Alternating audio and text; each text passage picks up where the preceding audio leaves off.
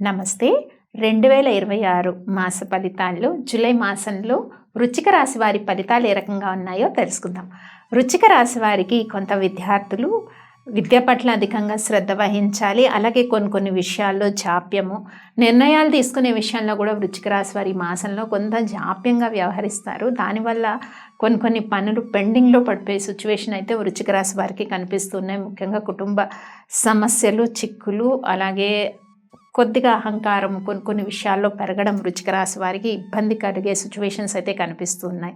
ముఖ్యంగా ఉద్యోగ ప్రయత్నాలు చేసేవారికి జూలై 20th డేట్ వరకు ఉండే డేస్ అన్నీ కూడా అంత పాజిటివ్గా ఉండవు. జూలై 20th తర్వాత వచ్చే డేస్ కొన్ని ఆపర్చునిటీస్ రావడానికి అవకాశాలు కనిపిస్తున్నాయి. ఇంకా హెల్త్ విషయంలో జూలై 22 వరకు ఉండే డేస్ కొత్త కేర్ తీసుకోవాలి.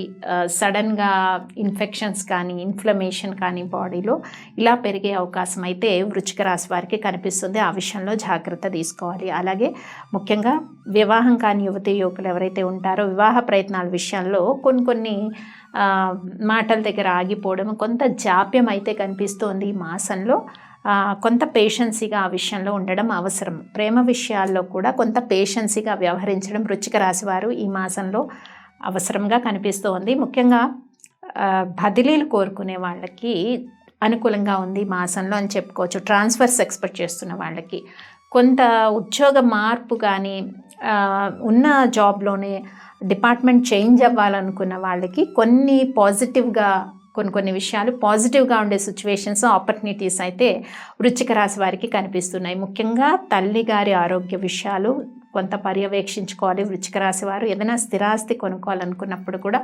1-2 సార్లు ఆచితూచి ఆలోచించి అడుగులు వేయండి. అక్కడ కొంత మోసం కానీ, అంటే లేనిది ఉన్నట్టుగా భ్రమింపజేయటం కానీ, ఇతరులు ఇట్లాంటి విషయాల్లో కొంత మోసం ఉండే సిచ్యువేషన్ ఉంటుంది. కాబట్టి స్థిరాస్తి ప్రత్యేకించి కొనుక్కోవాలనుకున్న వాళ్ళకి, అలాగే వాహనాలు కొనుక్కోవాలనుకున్న వాళ్ళకి ఈ జాగ్రత్త చాలా అవసరము వృశ్చిక రాశి వారికి. ముఖ్యంగా బిజినెస్ ట్రాన్సాక్షన్స్ విషయంలో కొంత అధికంగా ఒత్తిడి ఎక్కువగా ఈ మాసంలో ఉంటుంది. స్పెక్యులేషన్ వ్యాపారం కూడా కొంత అనుకూలంగా లేదని మనం చెప్పుకోవచ్చు. ఇక రాజకీయ రంగంలో ఉన్నవారికి, మీడియా రంగంలో ఉన్నవారికి, ప్రొఫెషనల్ వృత్తుల్లో ఉన్నవారికి, వీరందరికీ కూడా కొన్ని సిచ్యువేషన్స్ అనుకూలంగా ఉన్నాయి.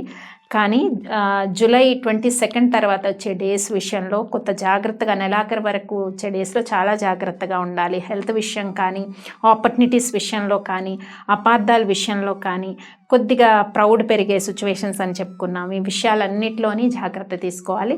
మరి వృశ్చిక రాశి వారి ఈ మాసంలో సుబ్రహ్మణ్య స్వామి ఆరాధన చేయడం, అలాగే సుబ్రహ్మణ్యాష్టకాన్ని పఠించుకోవడం వల్ల చక్కటి ఉపశమనము ఉంటుంది. స్వస్తి.